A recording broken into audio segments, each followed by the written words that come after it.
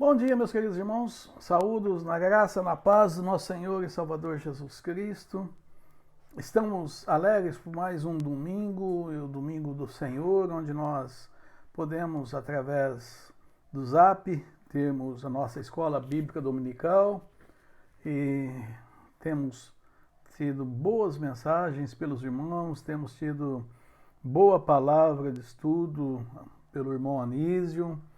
E infelizmente, não tendo ainda condições de estarmos nos reunindo no templo, e aproveitando a oportunidade, estamos lá na reforma, se Deus quiser, e esperamos que logo haja a possibilidade de nós termos ali o templo para as nossas reuniões e também fazendo esta ampliação do salão e as salas que vão ajudar muito a igreja.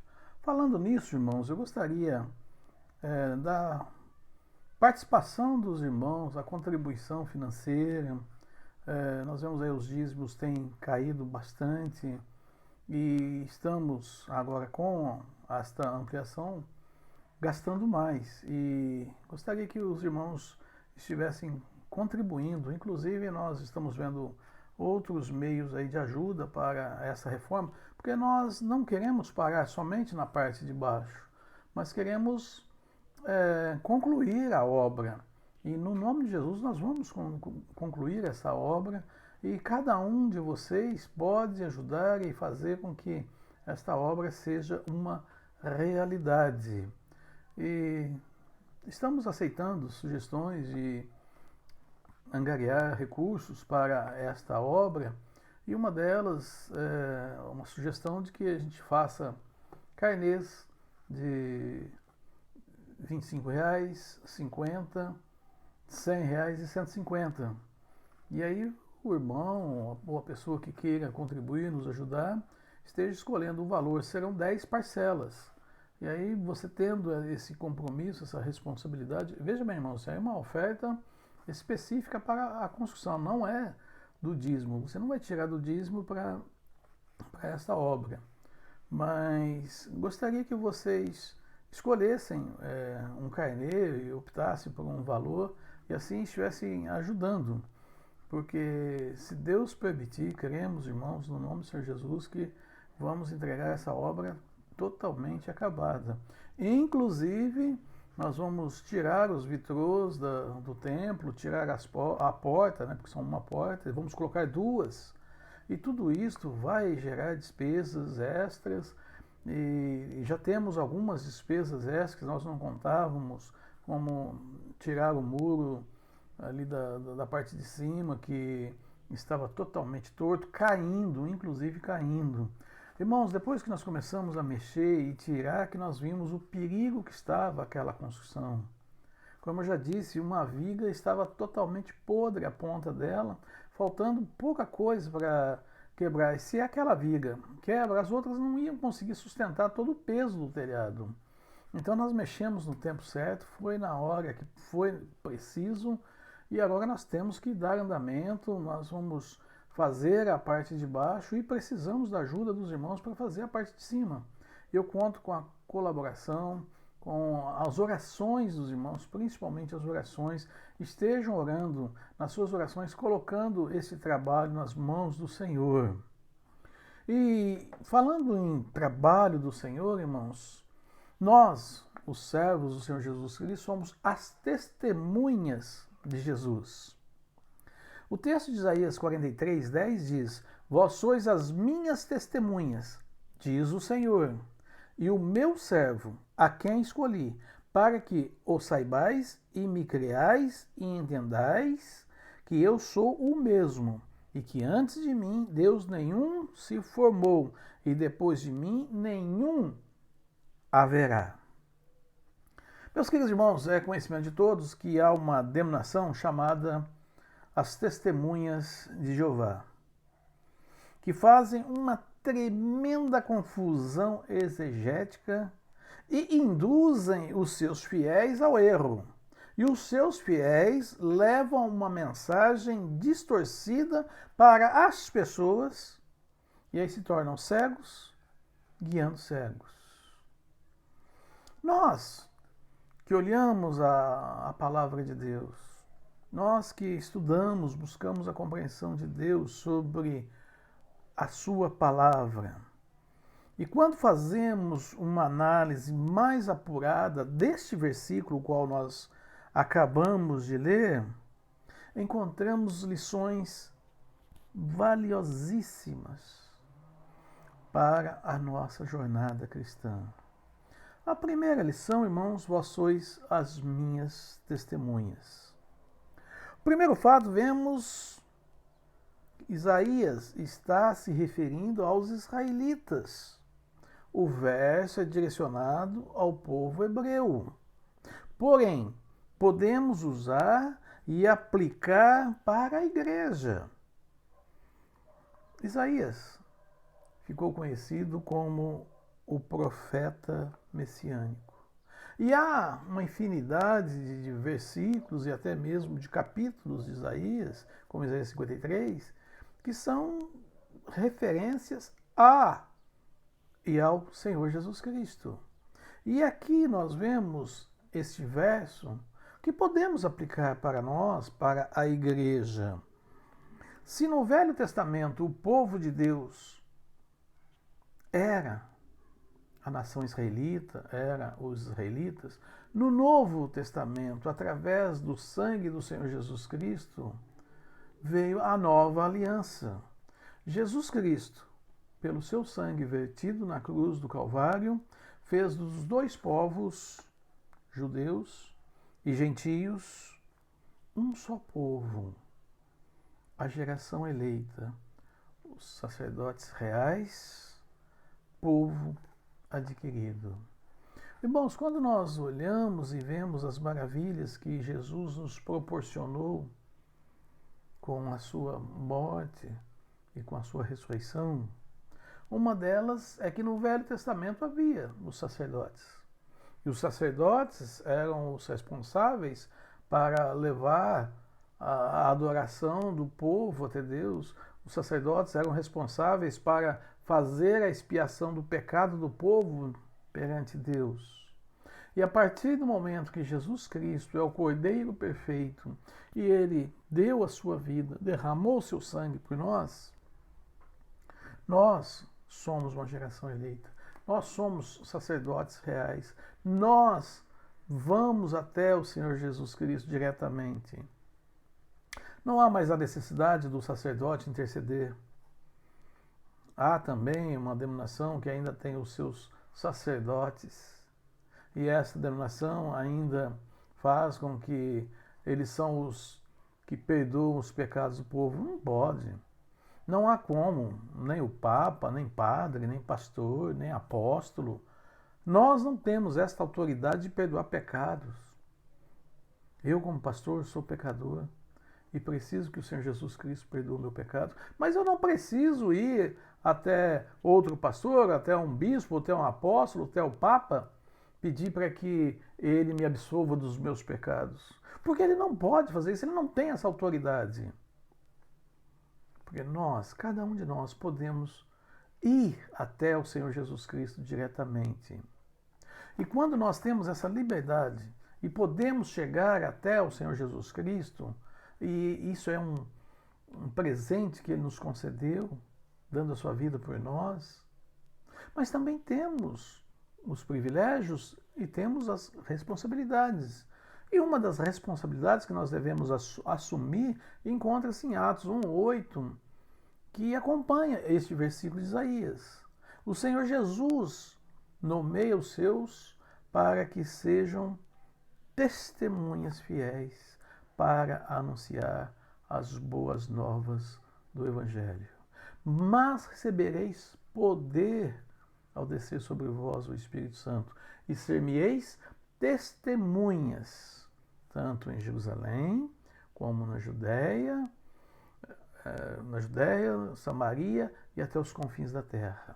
Meus irmãos, nós entendemos e vemos que este privilégio e uma responsabilidade que nos é dada, podemos ir até aos mais longínquos lugares sendo testemunha de Jesus. Uns dias atrás eu disse a vocês que quando nós vamos levar o Evangelho e quando nós anunciamos a palavra, há recusas. Pessoas recusam o Evangelho, não querem receber o Evangelho. Mas eu disse a vocês que eles não estão recusando você, o que está enviando a palavra. Eles não estão recusando você, eles estão recusando a Jesus, ao próprio Senhor, porque nós levamos a mensagem. Nós não somos a luz, mas levamos a luz para que a luz resplandeça no meio de uma geração ímpia, uma geração perversa, a qual nós estamos inseridos. Meus queridos irmãos, a segunda lição que nós aprendemos neste verso é que o Deus dos exércitos é o mesmo dos tempos do Antigo Testamento, dos tempos do profeta Isaías, como nos dias atuais, como nos nossos dias. E não esquecendo de Timóteo, quando diz Jesus Cristo é o mesmo ontem, hoje e eternamente. Somos humanos e, portanto, temos temores, temos medo. Ficamos à mercê dos acontecimentos mundiais e nos assusta. Esta pandemia está tirando sono de muita gente. Esta pandemia está tirando sono de muitos cristãos. Esta pandemia está trazendo medo à casa de muitas pessoas. E é natural, pois a gente acaba olhando a situação, olhando as reportagens, os noticiários e vendo a gravidade, porque é grave. Nós não podemos dizer que é uma gripinha. Nós sabemos que é realmente grave. Mas nós não podemos ficar limitados a esta situação. E está aí acontecendo, estão indo à luta. É verdade. Muitos pagando com a própria vida. Mais de 108 mil mortes. Terrível. 110 mil mortes. Muitas pessoas brasileiras, não estou nem falando das mortes de outros lugares, de outros países. Estou me referindo ao Brasil. E isso traz medo, traz temor. Esta pandemia nos tirou a liberdade, tirou o trabalho de muita gente, tirou a renda que mantinha e o sustentava e tirou a saúde e a vida. Triste. Uma situação triste. Milhares de mortes e milhões de infectados. Estes acontecimentos nos traz medo, nos traz temor. E até pensamos que Deus perdeu o controle. Porém, queridos irmãos, é importante nós termos a visão de que Deus está no controle. Deus é o mesmo lá de Abraão. Deus é o mesmo antes lá de Noé. Deus é o mesmo antes ainda de Adão. E Deus é o mesmo de Isaías, Jeremias. Deus é o mesmo de Mateus, Marcos, Paulo, Pedro. E Deus é o mesmo de Anísio, Gustavo, Shebeck, Alexandre, Cida, Rita, Miriam, Rosângela, Pastor Antônio Carlos. Deus é o mesmo dos nossos dias. Tememos, é verdade. Muitas vezes ficamos assustados, mas Deus continua no controle. E aqui o autor de Isaías dizendo, o autor, né, sobre que Deus é o único. Irmãos, somos monoteístas. E esses dias eu assistindo um filme, eu não conseguia compreender a quantidade de deuses que há por este mundo. Na Índia, uma infinidade de deuses. Deuses tão frágeis. Uma vaca é um deus. Um macaco também é um deus. Uma pedra também é um deus. Um pedaço de pau também é um deus. E aí nós vemos o politeísmo, a quantidade de deuses aí ao gosto do cliente e do freguês. Mas o Deus o qual nós servimos é um Deus eterno. É o Deus de Davi, quando ainda menino, diante do gigante Golias.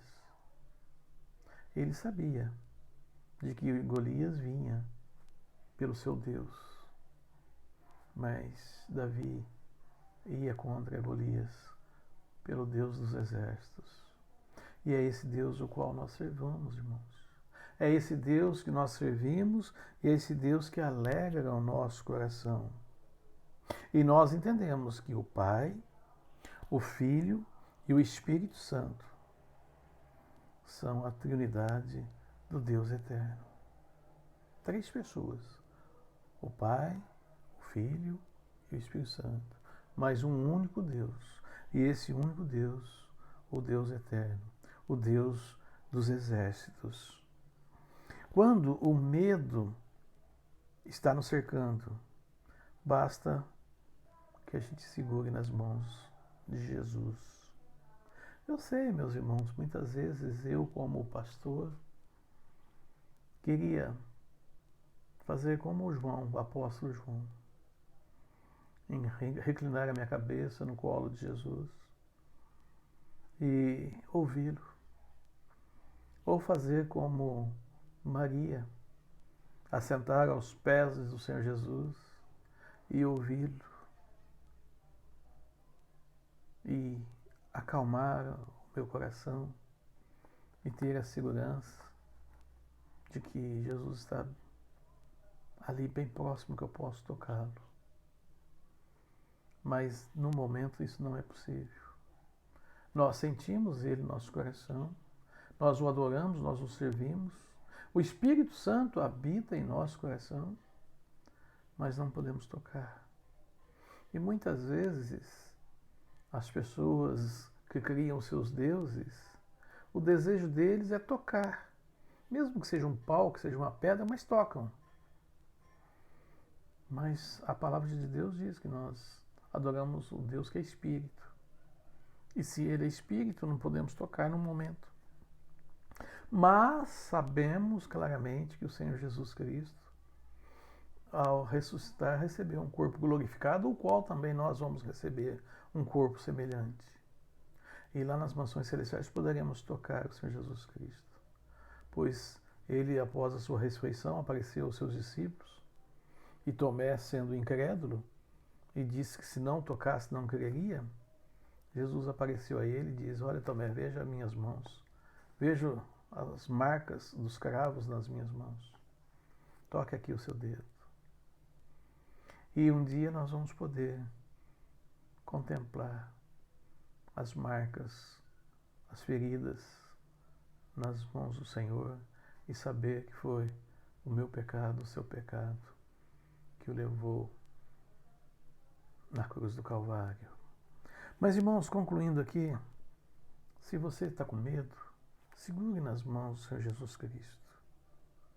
Se você está no barco e o barco balança para um lado, o barco balança para outro, a tempestade vem, o vento arrasta o teu pequeno barco para qualquer lugar. Creia no Senhor Jesus.